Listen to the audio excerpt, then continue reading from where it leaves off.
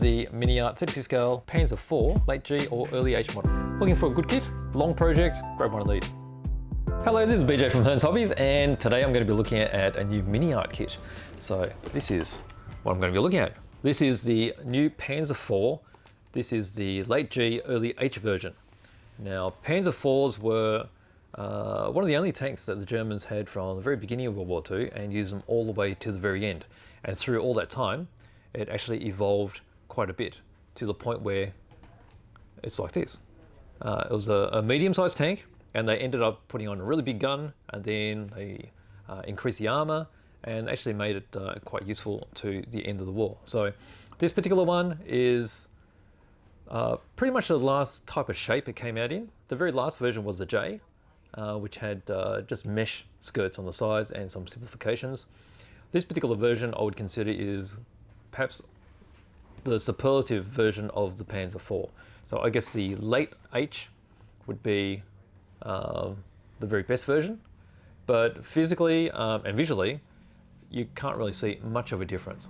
So MiniArt itself is a brand that's been from the Ukraine, been around for a very long time now, and they've become known for incredibly intricate and very detailed kits. And this particular one has got all the interior as well. So how about we'll have a closer look inside, and I'll show you all the bits that come in this very nice, and actually as you can see, it's a very thick box, kit. Okay, let's go to the overhead. All right, so very nice box art. So here we go, so G, H. Now the G actually went through a few physical differentiations. The biggest difference between the earlier Panzer IVs was actually the gun. So the G was the first one to have the 7.5 centimeter gun fitted. It was a much more powerful gun, and it was actually incredibly high accuracy and could penetrate very thick armor. And basically what you can see here is it's evolved into this point where they started putting the shirts in around the sides, so that's additional armor around the turret and also around the sides here. So the spaced armor basically, it's very thin, it's only 5mm, but it helped with shaped charges, which basically explode and then inject a very hot a molten center which drives through armor and then goes inside the tank. So by making it detonate before it actually hits the hull, actually dissipates most of the power of that plasma charge. So let's have a look inside. All right, we'll open it up and you'll be able to see how many bits. So look at that. That is jam-packed. Okay, that's full of stuff. All right, so I just pop this aside here and we'll look at each sprue as we go and then finish off with a manual as always. All right, let's have a close look at this one. All right, so the first one we've got here, this has got a lot of the turret components. Okay, so you have the sides of the turrets here, back of the turret, parts of the cupola. So this is a later type cupola, which was very thick, heavily armored. And this one had the opening and closing covers for the periscopes. You have the single style hatch for the cupola. Before the Gs, they were split in two. Over here you've got different type mantlets. Parts of the interior, the gun. That would be the top of the, I guess what you call it, the stowage bin that goes at the back of the turret. Actually, is it that one or that one? I'm not too sure. We'll find out in the manual. Okay, you've got parts of the shirts in. That's left and right parts. You've got the front end of the turret there as well. Mud flaps for, where are they? They're probably for the front, maybe. And we've got the ring there for the machine gun mount. Then over here, this looks like a bulkhead between the engine and the fighting compartment. Part of the gun there too. Okay, so you'll notice that with these particular kits, they do give you quite an array of options. So with these parts, there'll be the very slightest difference. Now, from what I can see here, it just looks like, I can't actually really tell, it just must be a profile shape. That's different there. And then over here, I think it's the welding shape. So again, if you do your own research, you'll be able to build the specific tank that you like, or you can just mix it up a bit depending on how you like it. I mean, you can always build a model to your own preference. Just bear in mind that you're going to be getting a whole lot of spares. I did miss these. These are just the covers for the engine deck. Okay, so that's one sprue down there. All right, over here we have, these are the sides of the main hull. You have the front here. This is the vision block area for the driver, and then this is the machine gun mount. Got some, that's a support for the Scherzen. And then you can see just how small some of these additional details are. Now, see how small these little hooks, and this looks like a spring that goes onto the front mud flap. They're so small that really sharp side cutters or nippers help here. So particularly the something like the God Hand Ultimate nippers, they tend to cut by going through one way, they're single-sided, and by doing that, you tend not to have the parts fling off. They tend to stay in place, and quite often you'll find them, they'll be still connected to or joined onto the nipper, onto the blade. So bear that in mind when you come to building very intricate models like this. Okay, so you'll notice that because of the interior detail, both sides have very nice surface detail. Okay, let's move on to the next bit. All right, so here we have, let's see, a lot of mechanical components. This is part of the gun, the traverse gears you can see there. This part here, that's the basket for catching spent rounds. Got part of the breech here, the seat. We've got, this looks like the coax machine gun that's next to the main gun.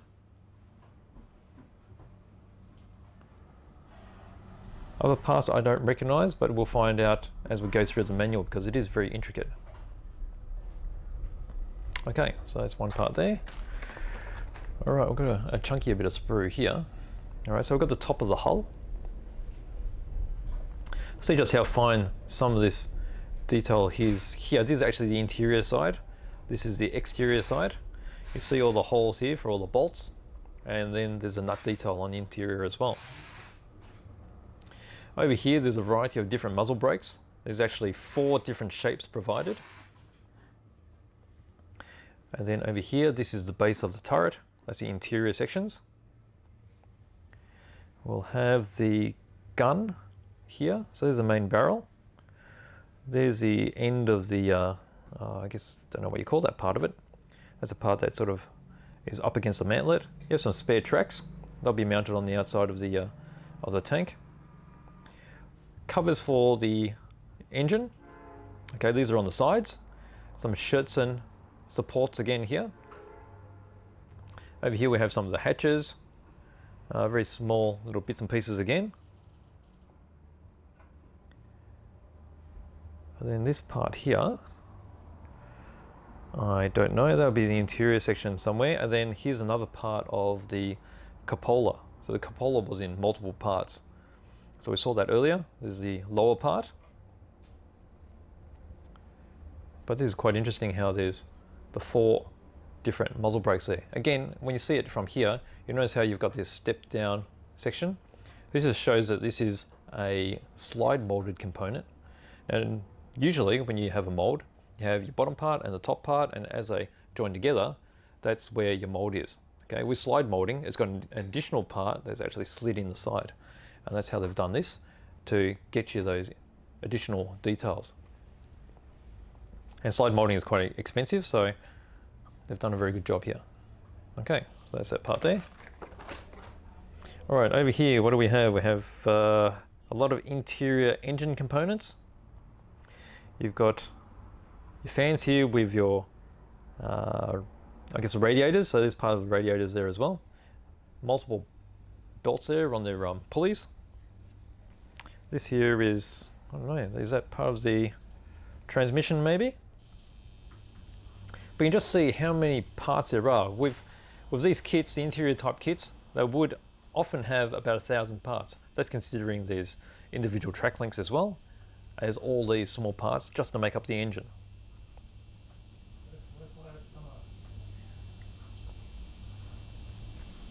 Okay, so we've got a lot of the plumbing, all the hosing.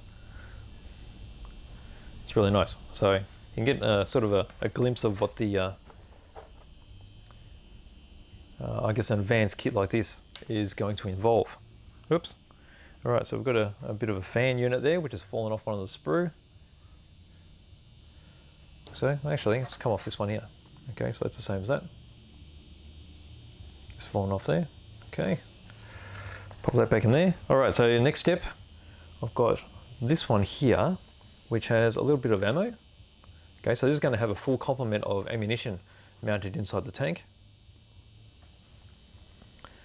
There's a variety. I think these would be racks for additional ammunition again. And then over here we have the small pouches which held all the ammunition for the MG34 machine guns. So rather than having the big metal cases, didn't really need metal cases because you need to be able to move it around quickly within the confines of the tank. They were in these little soft satchels. Okay, so there's set there. You've got some gas masks. So the gas masks were there for the crew, just in case. And some other bits and pieces. All right, moving along. All right, so we've got these. So you start getting into multiples of the same sprue. So MiniArt have designed it, so they only need the one mold. They just need to give you 2 copies of this to complete the tank. So there'll be duplicates within the components, and of those, obvious things would be wheels.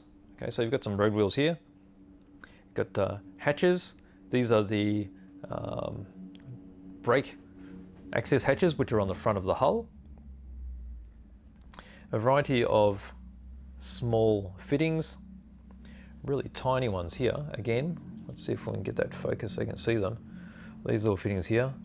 This is where, I mean, in the old days, I'll just use a sharp knife and try to cut them off, and they'll go flying, and I'll be hunting around on my hands and knees trying to find them in the carpet. But if you do use very nice side cutters, you will be able to cut these off cleanly and they just fall onto the surface that you're working on. Okay, it looks like there's some, the Bosch headlight. And then other little hooks and bits. These appear to be part of the suspension, I think. Part of the bogie system. And then, actually I just noticed that. So you have the, I guess they're the vision blocks for the cupola. So this set here, which are open, so they're visible, and then there's closed versions as well. So there's an option for you there. Okay, so let's move on to the next lot. What do we have here? Okay, so this is some internal components. You've got some parts here. You can see there's holes in that section there for supporting 7.5 centimeter cartridges. This would be the floor, which is where the turret floor would sit. Interior bulkhead arrangements, and maybe little toolboxes that are mounted on the sponsons. Again, you can see that part. It's got the slide molding that's gone through here. Okay, let's move on to this part here. All right, again, oh, this looks like an identical part that we looked at earlier. So this is the one which had the spare ammunition, and there's the MG 34 or 42 type ammo bags. All right, so we've already seen that one. Okay, over here we have some more of the Scherzen, which is the side skirts that go around the turret. See how they're nicely curved and very, very thin. So bearing in mind that they were in real life only 8mm thick. And a clever way of giving that impression is they're actually thicker in the middle to give this part strength, and then they chamfer it off on the edges to give it that thin impression. Okay, so there's an engine cover here as well. And then you have the ball mount armored cover for the machine gun. There's a ball mount itself. Here is the 4 different muzzle brake front profiles. There's a couple of different covers here for the rangefinder for the gun that's on the turret, slightly different shapes. So again, options. There's a variety here of struts, not too sure what they're for. These, actually I don't know, we'll find out later. And then a variety of other parts which I don't recognize. So here's a, that looks like the big block of wood that the jack would sit on. So they'll be mounted on the side of the turret, actually on the hull. And here's the armored block that covers the vision opening for the driver. So there's a really thick armored section. Okay, from there we've got parts of the engine again. Okay, we've got pulleys and belts, side of the V. This looks like a part of the clutch.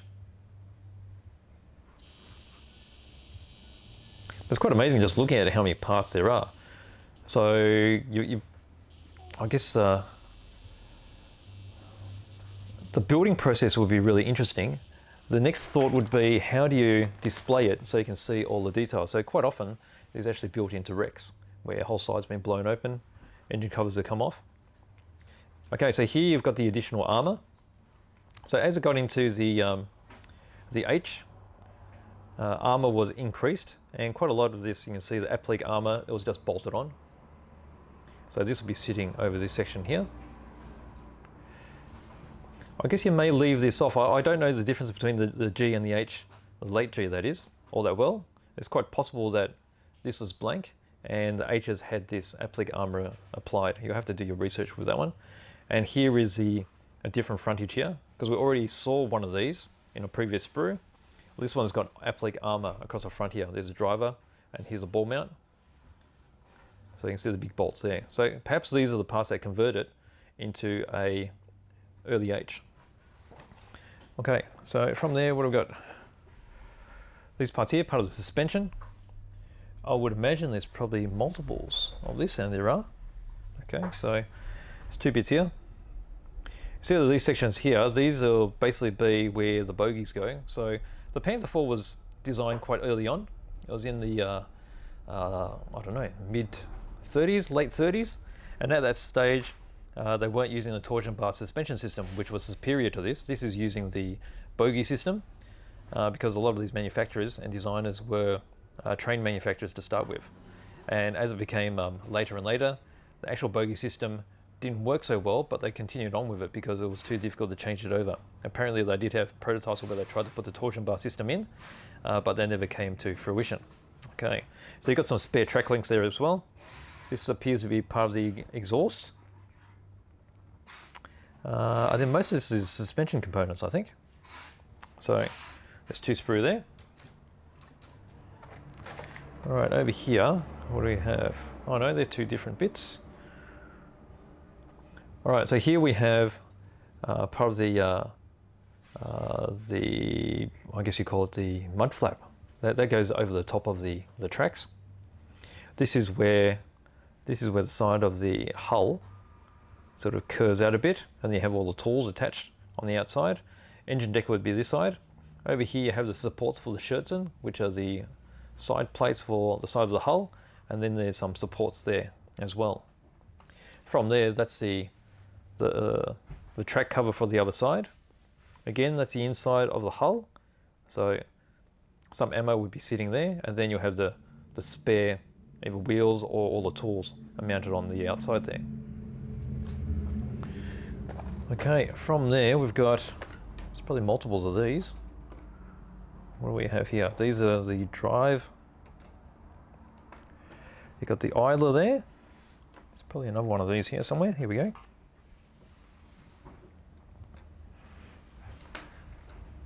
All right, let's work out what the differences are here. All right, there's two different kinds of sprocket. And a set of, okay, so there's the idler. Looks like there's only one set there, but you do have choices of the drive sprocket. So this is probably the difference between the late G and the early H. So these sort of components were always being changed. You see that these drive covers have a different shape. And then also the spokes on the sprockets are different as well. So another part which is great for allowing you to choose whichever version you want to do. Okay, so pop those over there.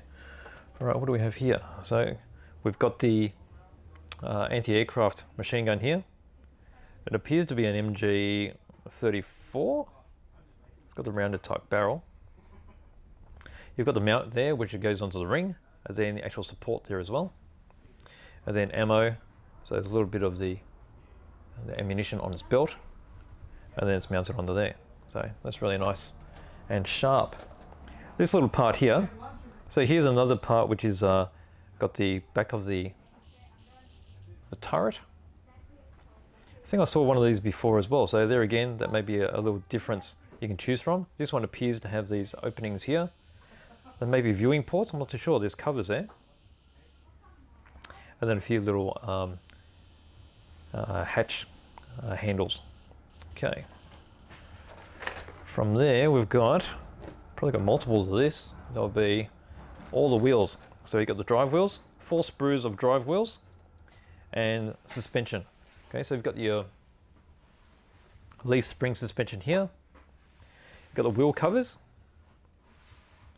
and then you have your drive wheels. And of course, as you can imagine, there's a lot of drive wheels, so 4 sprues to cover all that. You can see how they're all very crisp. That's the back side of the wheels. Front side, you can see the cast sort of spoke shapes there. Okay. All right, from there we move on to, we're getting into some more interior parts. So this is the interior where you've got the batteries, which are visible. Loading areas for ammunition for 7.5cm shells. You've got the transmission. So that'll be around the front. There's the base of the turret basket. You have some seats, control levers. There's the drive shaft to get the power from the engine to the front end on the transmission. Got another machine gun here, so this perhaps would be for the ball mount in the front for the radio operator. Again, some stowage there for machine gun bags. One of the fire extinguishers are there. Little oil canister, nice little touch. You have the radio system here, so you see the front faces of them. See all the little dials, very nicely molded. Again, you can see how clean the whole molds are on these. There's no flash that's really visible. There are a lot of parts, so there is a bit of cleaning up. It's not a lot, so that probably helps, I think. It'd be really painful if there was a flash on these. Okay, so let's move on. All right, over here, we've got some of the parts, again for the interior. You've got a seat bucket there. These are the sections for the brakes. So these are the parts on either side of the front of the tank which control left and right movement of the tracks. There's always really small, so I guess that is part of the instrument cluster for the driver. So many parts here, I don't recognize any of them. It's just so intricate. And then there's the back section too. You can see how many parts are just on this one sprue. Okay, so let's move on to the next part. It's a bit more recognizable. So this is the base of the hull. You can see the escape hatch there as well. Go on this side and actually see all the locking mechanism of this escape hatch. So again, you can see all this interior detail, and then the base detail as well. You can see these additional armor plates that have been bolted on. Here we've got the top of the turret. So you've got the cupola that sits dead center there. Here you've got the side of the main hull, that's towards the front. Over here looks like an internal bulkhead. And then these parts here, these are all the supports for the Schürzen. So these parts here would probably be for the turret Schürzen. These are more for the side Schürzen. Okay. All right, over here we've got much of the engine. You You see the engine castings here. Some more belts and pulleys. And then you've got the exhaust extractors. And then the heads as well.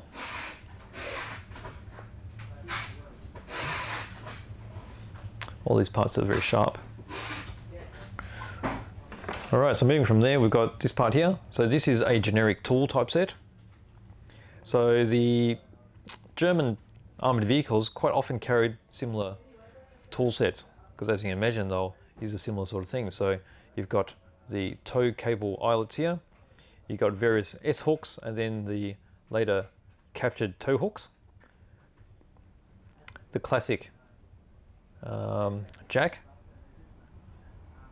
You've got various cranks here, so it would have been for the crank start, shovel, and also the barrel cleaning equipment. They're all on this one sprue, which is got slide molding there. That's for the ends of the tow rope eyelets. Okay. So from there, we've got some more tools. Okay, so here you've got options for the cleaning equipment for the gun. So these are all bundled. On the previous one, they were separate. And then again, different types of shovels and spanners. Got some wire cutters. There's another fire extinguisher there as well. And some tool clamps. Okay. All right, this is the last of the big sprues. So again, very recognizable parts. Exterior of the side of the hull. Let's do this. Actually, is that the exterior? No, that's the interior. Interior of the side of the hull. This is where the brakes are attached. Here's the exterior. This is where the bogies and the suspension are attached. You have the back of the hull here. You'll notice there's a lot of openings. So you can have these depicted as being worked on during maintenance. Hatch covers there as well.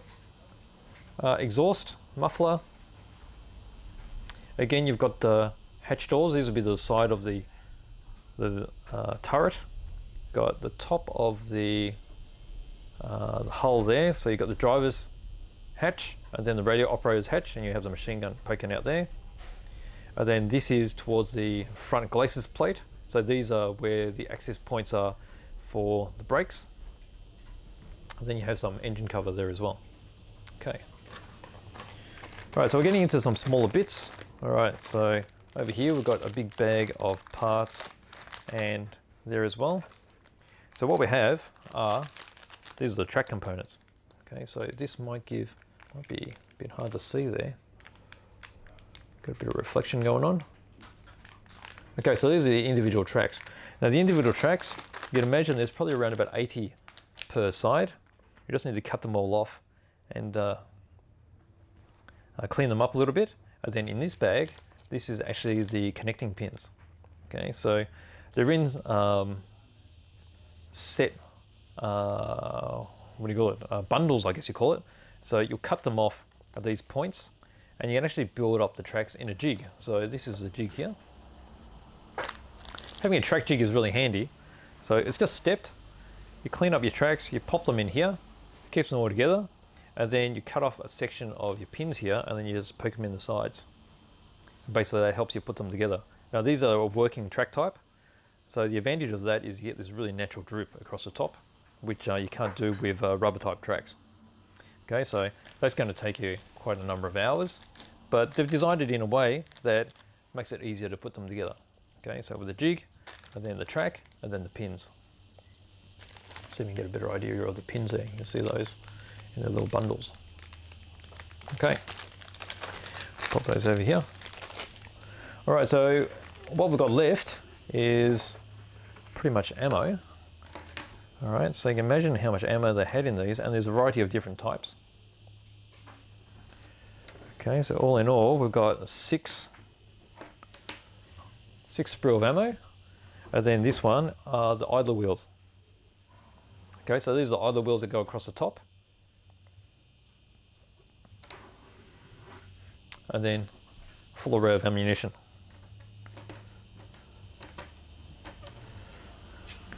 Okay, so we'll put those there, and then what we have next, we've got our bag here, which has the decals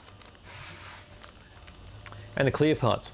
So you have the clear parts. Let's see if we can get that focused up properly. All right, there we go. Clear parts here. So these we've got the vision blocks there for the cupola and also for, I guess, the driver. There's some lenses here for the Bosch headlight. There appears to be some periscope on this side. And then the decals have quite a few options there as well. I think there are 5 different options, quite a lot of numbers. You have all the stenciling for the bottoms of all the ammunition. You have the crosses as well and all different numbers. Okay, now that's not all. We have this little envelope here. So envelope's got some pretty special stuff in it. This is where they keep all of the photo etch. So this is quite amazing. Okay, so you've got 2 big sheets here. Now one of the things that MiniArt do that is really nice is they have adhesive tape, clear tape on both sides of the photo etch. One of the problems with photo etch without tape on them is when you cut them, they tend to fly off in really tiny bits. So basically all you have to do is you peel off one side, cut the part that you need, and then with tweezers you just peel it off the other adhesive side. So over here you've got covers for the air vents on the side of the hull. You've got all these parts here which support additional ammunition in the baskets. There's a variety of different straps and such, chains as well. So it's really very nice to have this extra thin detail. It does take a little bit of extra care because you do need to use cyanoacrylate or super glue to attach these parts, and then some metal primer too. All right, and then you have this huge bit of scherzen for the sides. Now being photo etched, you can see how thin it is. It's great for depicting these particular parts because these were only 5mm thick on the real tank. They've already been punched with the mounting points. And being photo etched, you can sort of, I guess, bend them up a bit because they used to get pretty smashed up as they drove these around trees and across buildings and things. So they did get bent. Okay, so that's a photo etch. And then we come to the manual. So this might take a little while because it's really thick. All right, so across the front here, we've got description, and then you've got various markings. So you've got 1, 2, and I think they've got some more at the back. 3, 4, 5, 6. Okay, so you have 6 different options already included within the kit. All right, so we'll go through this fairly quickly. This is the description of all your parts, all the plan view of all the sprues so you can understand what you're looking for. And it's particularly handy in these particular kits because it's very easy to lose sprue as you go. And you can see here, it's across 4 pages. Over here, you finally get into all the tracks. And then we start into the construction. So we've got the base of the hull with all the bulkheads going in. Start putting in the spare ammo from this end. Here's the cover for the ammunition basket. So yeah, you got the option there of either covering them up or they were left open. Transmission getting built here on its mount. Transmission gets dropped into the floor of the tank. Got some more ammo going in. Control levers. A lot more of the ammo. Interior detail here. So this is mainly around the front end of the tank. Over here is construction of the engine. You can just see how complicated the engine is just by itself, how many parts are involved. Over here we've got the bulkheads ready for the engine mounting. This is construction of the brakes. So these are steering brakes which go on the front, and these are mounted on each side of the hull. And you've got your the covers for the outside, choices there, which I showed you before. Finishing off the construction of the other side of the brake. And there again, you can see how many components are just for that there. Okay, from here we're doing the front of the hull, And that appears to be the rear of the hull. So we've got some of the oil cooling, you've got your radiators going in. That's still in this sub-assembly at the back. And then we start putting in, these are the additional armor, which is on the base of the hull. You've got your the skirts that cover the tracks. Additional armor, sort of armament here, which is the shells going into the sides. The attachments for the idler at the back, which controlled the tension on the tracks. Over here you get exhaust going in with the photo-etched straps. This is the front end now, so you've got your options for the driver's viewing port. And then some of the accessories that go on the sides there, another vision port there as well. And then this whole section here, which is a superstructure of the top of the hull, is going together. And then you have this section there. From there we're doing, let's see, the machine gun. So this is, attention has gone to the radio operator. You can see all the components that are for the ball mounted machine gun, even the head cover there. Get your radio completed, that drops in. And then the top of the hull is mated to the lower hull. You've got more of the cooling getting put together and then dropping in. Here I'm putting together the track, so this is where you use the template and you put in your individual pieces of link, and then the pins are attached from either end. Okay, so this is all the front. You've got additional tracks here. They're used for protection usually. Tools are going onto the exterior. You've got your Bosch headlight right there. Over here we've got the fire extinguisher. So this is a particular plain fire extinguisher which you can wrap with the photo etch. Goes on the outside. You've got your towing hooks going on. And then the mud flaps. So front mud flaps. Tools again. Rear mud flaps. No, that's the other side front mud flap. We've got the bogies getting put together. So you've got the suspension going on. Here again, you're doing the tracks. So actually, you need to do 101 tracks.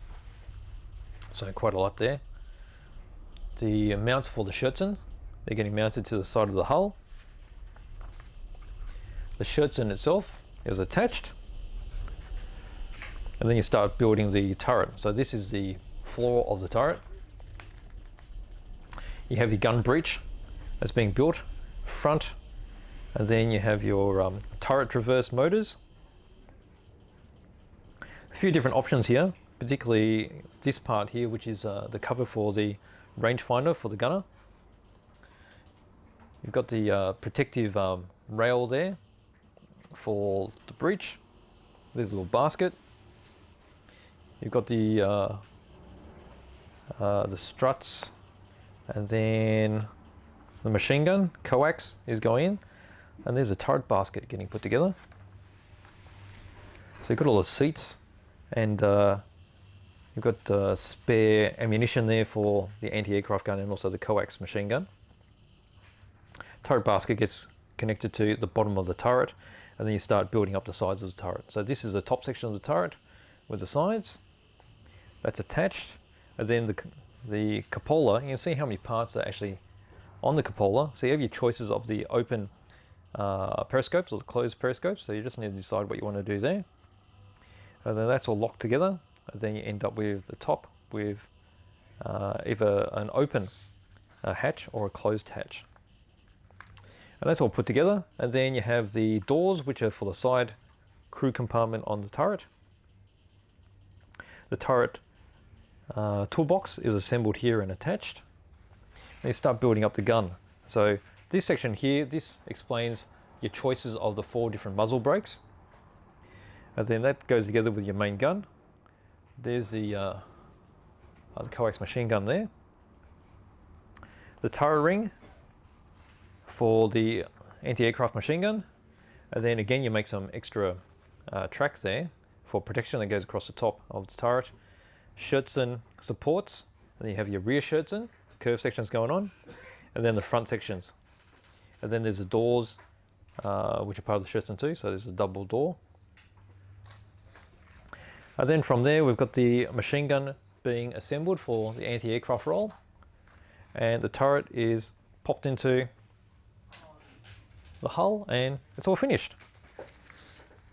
So there we go. So that is the MiniArt 1/35 scale new kit of the Panzer IV. So this is the LateG or early H version. And this is with the full interior. So if you're looking for a very complicated kit, this is something that'll keep you busy for a very long time. Now the tricky part of these is making sure that all the interior parts are as they should be, so that when you put together the tops of the hulls, it all fits together. So dry assembly is very important to make sure it fits the way you expect it. So apart from looking out for a few things like that, and then the amount of cleanup and I guess the complexity of the overall build, this will give you quite a bit of pleasure.